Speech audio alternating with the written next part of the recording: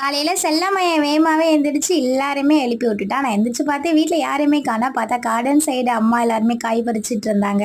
அக்கா கார்டன்ல நிறைய காய்கறிகள் போட்டிருப்பா. போன டைம்னா கத்திரிக்காய், தக்காளி நிறைய போட்டு சென்னைக்கெல்லாம் கொடுத்து விட்டுருந்தா. பட் இந்த டைம் என்னன்னு தெரியல, எதுவுமே வரல. கொத்தரவங்க மட்டும் தான் வந்துருந்துச்சுன்னா அப்படியே பறிச்சு வச்சுட்டு மச்சா அப்படியே காலையிலேயே மார்க்கெட்ல போய் இறால்லாம் வாங்கிட்டு வந்திருந்தாங்க. அப்படியே க்ளீன் பண்ணிட்டு இருந்தோம். அக்காவுக்கு ஸ்கூலுக்கு டைம் ஆயிடுச்சு, மச்சானுக்கு வேலைக்கு டைம் ஆயிடுச்சு. ரெண்டு பேருமே பாய் பாய் சொல்லி கிளம்பிட்டாங்க. செல்வா எல்லாரையும் அனுப்பி விட்டுட்டு வந்து பொரோட்டா வாங்கிட்டு வந்தான். காலையில பொரோட்டா, அப்புறம் நைட்டு புளிச்சா அதெல்லாம் இருந்ததா, மீன் குழம்பு எல்லாத்தையுமே சாப்பிட்டுட்டு அக்காவும் அம்மாவும் நேற்று வீட்டுக்கு வந்ததுமே சொன்னாங்க, இங்கே ஒரு வேலையுமே பார்க்காம எங்களை ஏமாத்திட்டே இருந்து சாப்பிட்டுட்டு இங்கே மாமியார் வீட்டில் போய் அவ்வளோ வேலை பார்க்குறேன் அப்படின்னு.